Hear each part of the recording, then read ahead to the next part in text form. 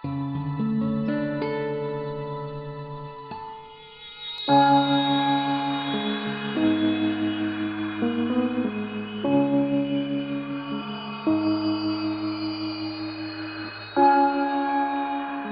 saab olla veel mõnusam ja armsam, kui merelt tuleb tuul, on juba nina punaseks puhunud ja kõrvad ka külmetavad ja siis astud sisse ühest väikesest kohviku uksest ja siin avaneb selline suurepärane vaatepilk ja võtab vastu selline kena suurte pruunide silmadega Jana.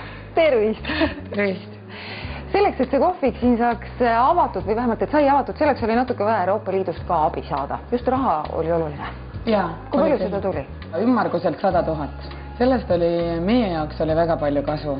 See oli see, mis oli ikkagi väga suur osa sellest meie stardi nagu üldse ärirahast. See protsess iseenesest ei olnud nagu niivõrd nagu keeruline, kuna me oleme kõik, kes siin nagu selle kohviku käima lükkamise juures olid, et me oleme kõik nagu professionaalid ja seda asja teinud juba üle 12 aasta, et selles suhtes meie jaoks see kohviku avamine tegelikult ei olnud keeruline. Et pigem just see finantside leidmine, nende finantside paigutamine ja nendega arvestamine, et see on see, mis on see aeganõudev töö.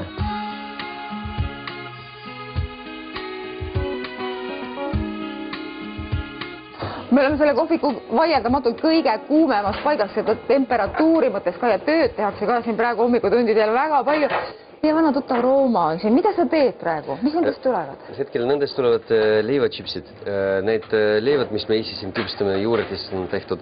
Et need leivad, mis kliendid, mis jääb järgi, me neid ootame, kuni nad saavad kuivaks, siis nendest pärast teeme hästi õhukesed leivatšipsid. Vaata sellest proovi, hästi krõbisavad, näete. Nagu lähevad niimoodi katki. Ja siis me kastame neid salatideks või roogadeks nagu kastamiseks, et nad annavad maitsed ja annavad selle mõnusa tekstuuri. Aga sa kuivatad neid ahjus, sa lõikad sellised pisikesed, hästi õhukesed, nii peenikesed nagu kui saab, et ta oleks nagu läbipaistev peaaegu. Nagu, et siin on nagu näha. Mis kell sa vara hommikul siin juba alustad? Kohvik ise tehakse lahti kell 12. Kell 12, just. Me alustame kell 9, aga pagar alustab kell 4. 4 öösel praktiliselt peaaegu, et kui pagar alustab 3:30, siis mis kell ta võib uksest välja minna ja meretuult tunda? Kell 1. Kell 1 juba? Ahah, aga sinu tööpäev kestab kui kaua? Me Igoriga, sest ma ei ole üksikõige, sest me oleme nagu kahekesti vend Igor ka, et ei jääks nagu mulje, et ma üksi. Et sa ainult siin üksi rabed. Kui me Igoriga nagu kahekesti seda kõik nagu tegime, et siis kuskil 16 tundi meil nagu töötab. See on ebanormaalne, Rooma. On! Kui te nagu vaatate terve köögimaailmis, siis seal on igal pool niimoodi kokad nagu töötavad, et see on ainult nagu naljadest räägitakse euronormidest, et headest restoranis kokkade puhul see ei toimi ja see oleks vale, kui see nagu toimiks, sest nagu toit vajab igapäevast nagu ettevalmistus.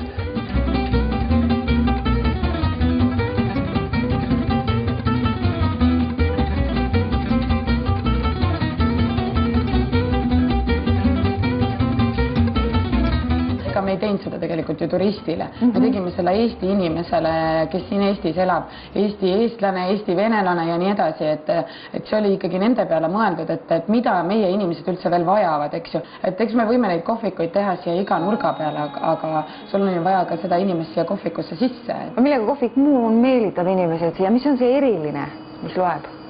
No ma arvan, et roman meelitab.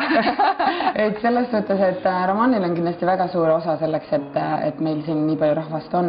Ja eks, kui ma võin öelda, et tema fännklaab või tema austajad ja nii edasi, ja samas ma arvan, see lihtsus ja siirus, mida me siin pakume nagu nii toidus kui teeninduses, et see on ka nagu see, mis inimesi nagu alati tagasi toob, et kui ta on korra käinud, et siis talle nagu see lihtsus ja siirus nagu meeldib ja ta tuleb tagasi. Mis sulle tundub, mida Eesti inimene, kui ta siia kohvikusse tuleb, mida ta tahab kõige rohkem süüa? Kas teile meeldib kõige rohkem? Jaana ütles muuseas, et see on borš. Oled sa nõus taga? No, nii ja naa. Ja borš on ka kindlasti siis pelmeenid, lambokatleed.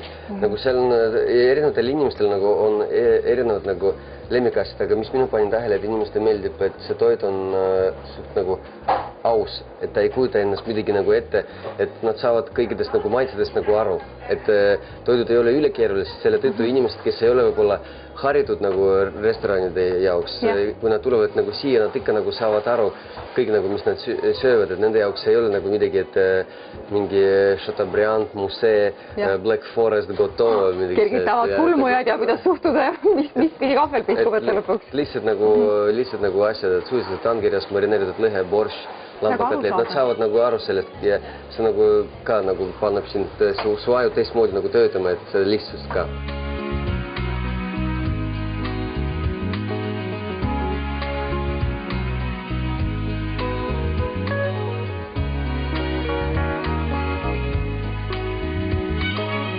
Meil on iga päev eri nagu lõunamenüüs eri toit ja siis on need inimesed, kes iga päev söövad ainult seda lõunamenüüd, aga see on ka iga päev erinev.